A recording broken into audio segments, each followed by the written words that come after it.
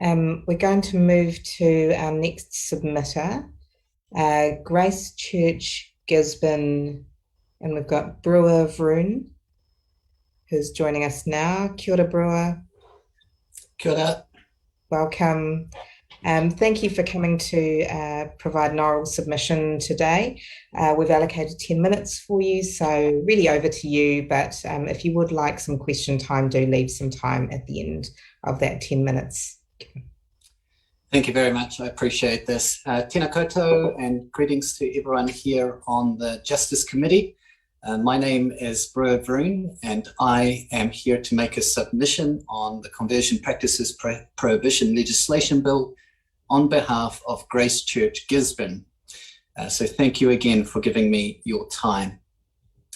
As you know from our written submission, we have opposed the wording of this proposed bill, particularly around the areas of explicit protection for whānau, parents and guardians, religious freedom, and consent not recognised as a defence. And I'd like to speak to each of these and share why we believe our concerns are relevant. But before I do so, I would like to state that as a Christian church, we do recognise that there is good intent in the bill. Like many others, we find abusive and truly harmful therapies abhorrent. Our opposition does not seek to defend disrespectful and abusive interaction with anyone whose sexual ethics and sexual identity differ with Christian faith and practice. We are, after all, entreated by our Holy Scriptures to handle disagreements, including political and ethical disagreements, with gentleness and respect.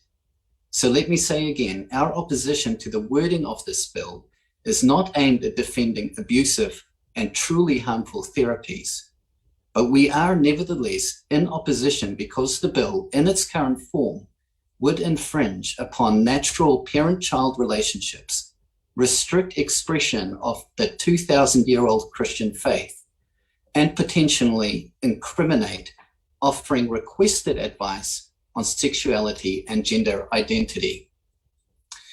For those reasons, we believe the wording could better protect the rights and duties of parents, protect the freedom of Christian faith and practice, and protection from potential prosecution when offering solicited advice on sexuality and gender.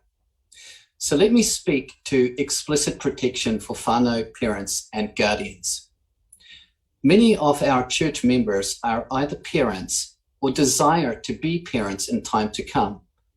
And of course, the Christian church has a proper interest in the establishment and health of the nuclear family.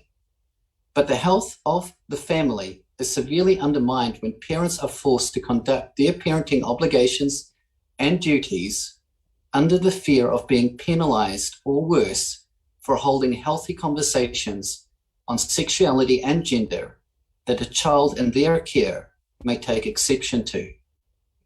As it stands, this bill does not provide explicit protection for parents, and this leaves the door open for dependents to rashly and perhaps regretfully incriminate their guardians for healthy conversations that may include a particular worldview of sexual ethics and sexual identity.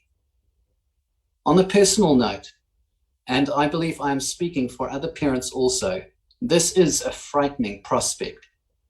I parent 5 children, 2 of them are adopted. I use the word parent intentionally. My role is to care for them, nurture them, provide for them, steer them towards maturity and resilience.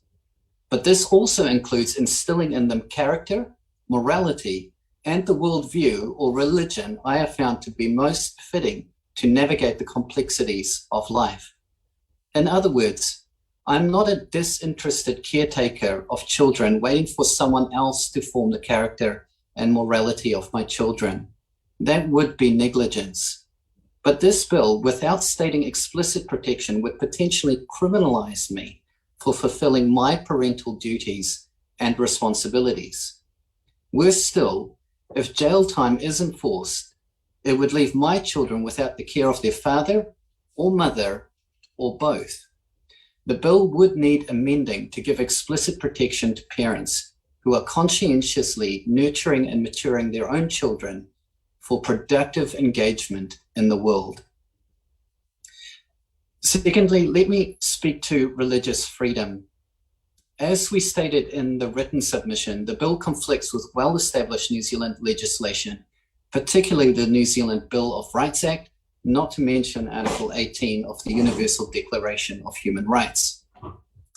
One of the provisions of the New Zealand Bill of Rights Act is the right to manifest that person's religion or belief in worship, observance, practice, or teaching individually, in community, in public, or private. The bill in its current form would effectively ride roughshod over these established rights.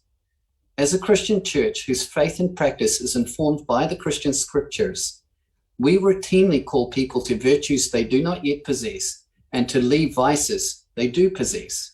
We ask husbands to love their wives. We ask Christians to honor the lawful civil authority. The examples I could mention are numerous, but our religion also includes teaching, practice, and observance of particular sexual ethics and identity that is consonant with our scriptures.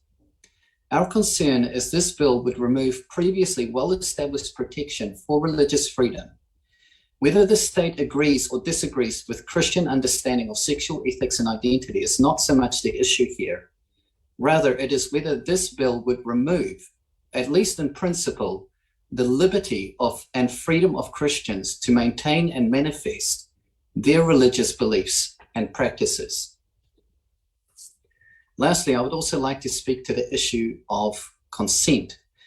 In clause 10 of the bill, consent is clearly excluded as a defense, and this is very concerning. As Christians, and particularly as a church, we are often engaged by people who solicit, request, and desire conversation or teaching regarding Christian understanding of sexual ethics and identity.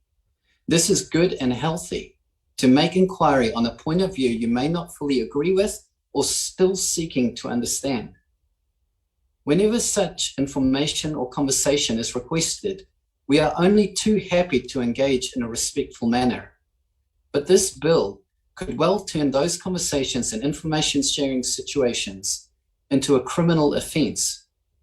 Any aggrieved person could, for many and varied reasons, weaponize those conversations to prosecute individuals and churches, even though they sought out and voluntarily engaged in those conversations or discussions. In a word, we are concerned this bill leaves us open to entrapment.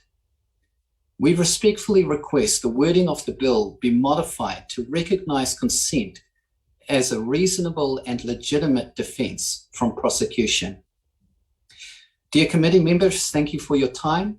I appreciate you have many submissions to hear, so I will now open the floor to you for any questions you may have.